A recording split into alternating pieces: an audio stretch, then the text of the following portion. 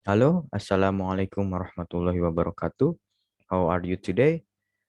Pada kesempatan kali ini saya akan mencoba mengevaluasi puisi yang saya pilih yang berjudul Stopping by Woods on a Snowy Evening by Robert Frost. Kita lanjut ke slide berikutnya.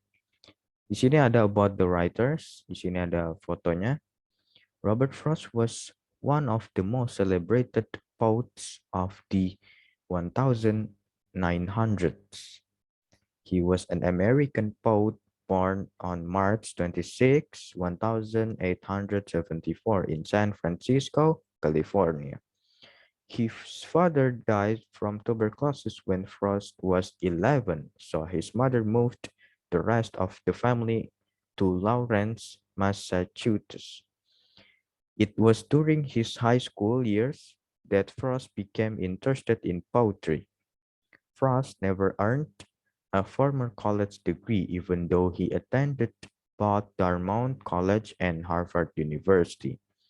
His first poem, My Butterfly, was published on November 8, 1894 in a New York newspaper and he was paid $15 for it.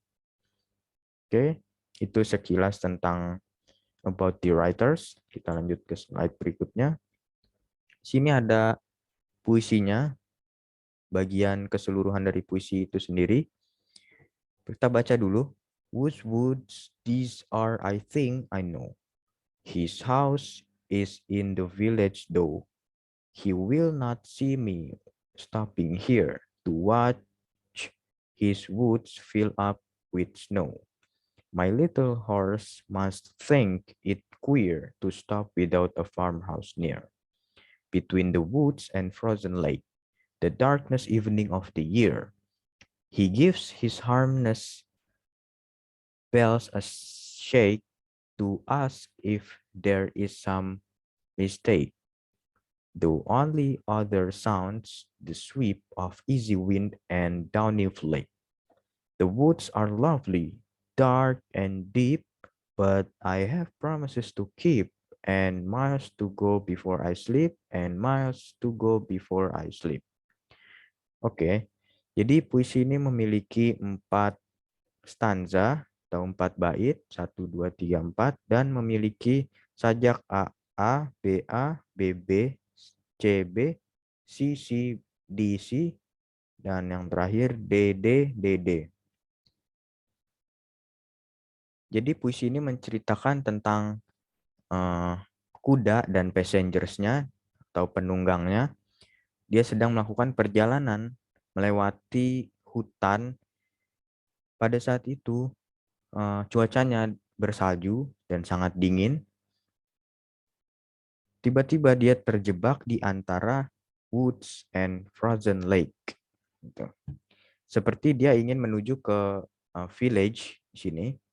His house is in the village, tetapi dia terhalang oleh kayu dan frozen lake. Gitu. Di antara kayu dan frozen lake. Kita lihat di stanza pertama, whose woods these are, I think I know. Jadi sebetulnya si speakers atau si passengers ini dia mengetahui posisi dia di mana gitu. Posisinya dia terhalang oleh kayu tersebut gitu. His house is in the village though. Jadi rumahnya dia itu tujuannya dia itu di village. He will not see me stopping here. Jadi tapi si kudanya itu berfirasat kenapa si penunggangnya itu berhenti di sini gitu. To watch his wood fill up with snow. Hanya memandang kayu yang dibaluti dengan salju. Kita lanjut ke stanza kedua. My little horse must think it queer. Jadi kudanya itu sudah otomatis gitu berpikir kenapa ini aneh gitu. To stop without a farmhouse near. Mengapa dia hanya stop di situ gitu. Sedangkan tidak ada peternakan di sekitarnya. Between woods and frozen lake, di antara kayu dan danau yang beku gitu. The darkness evening of the year. The darkness evening of the years ini menurut penafsiran saya, the darkness itu sesuatu yang gelap gitu. Evening of the year itu bisa jadi tahun yang buruk gitu bagi dia, bagi si passengers-nya dan kudanya. He gives his harness bells a shake. Jadi kudanya itu memberikan isyarat dengan menggoyangkan kepalanya sehingga kalungnya itu yang terdapat bel itu berbunyi to ask if there is some mistake. Jadi seperti memberikan seperti mencoba mengkomunikasi antara kuda dengan si passengers-nya, apakah ada sesuatu yang salah gitu. The only other sounds the sweep of easy wind and downy flake. Jadi hanya ada hembusan angin gitu yang sejuk yang merespon si kudanya itu gitu. The woods are lovely, dark and deep. Jadi the woods are lovely itu bisa diartikan sebagai lovely itu adalah sesuatu yang enjoyable, yang enak dinikmati gitu ya, yang enak dinikmati. The woods itu berarti bisa jadi itu suatu kehidupan dari si passengers tersebut. Tetapi kehidupan tersebut dark and deep.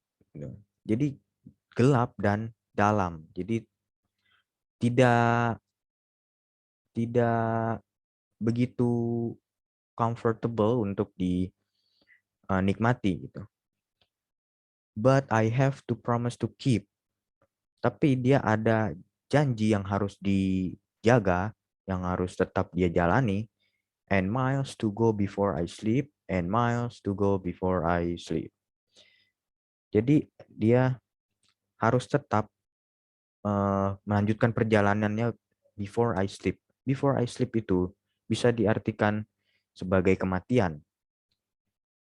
Jadi dia harus tetap berjalan sebelum dia mengalami kematian. Selanjutnya, stanza pertama, kedua, ketiga, dan keempat itu memiliki hubungan. Khususnya di ritme yang berbeda, di sajak yang berbeda. Contohnya di sini B, he will not see me stopping here. Dan ini saling berhubungan dengan berikutnya. Stanza kedua di baris pertama. Ini B, ini saling berhubungan. He will not see me stopping here. My little horse must think it queer. Jadi, ini menjelaskan my little horse must think is queer, menjelaskan kenapa dia berhenti di sini gitu. Kenapa dia si kudanya tersebut merasa tidak nyaman gitu. Mengapa si passengers tersebut hanya berhenti di sini? Lanjut lagi ke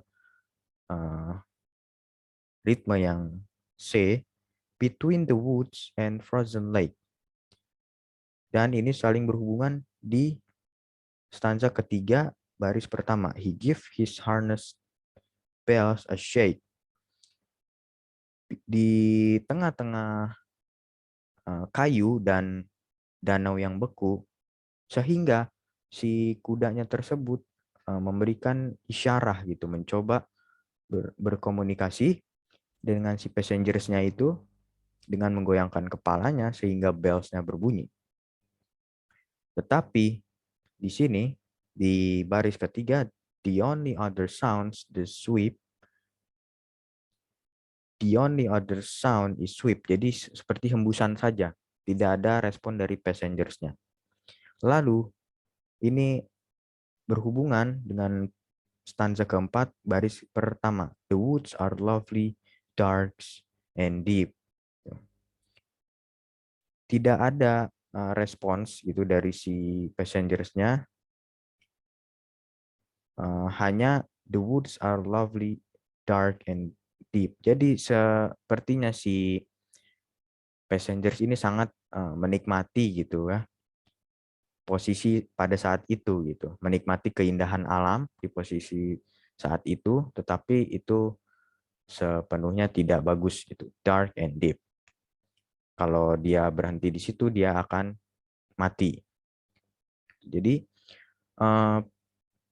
puisi ini menurut saya puisi yang menginspirasi, mungkin bisa mendorong pembacanya untuk berbuat tidak terjebak di zona nyaman gitu. Bisa kita lihat di sini, but I promise to keep and miles to go before I sleep and miles to go before I sleep. Jadi dia harus melanjutkan perjalanannya sebelum dia meninggal gitu. Jadi harus tetap berjuang untuk untuk mencapai suatu tujuan.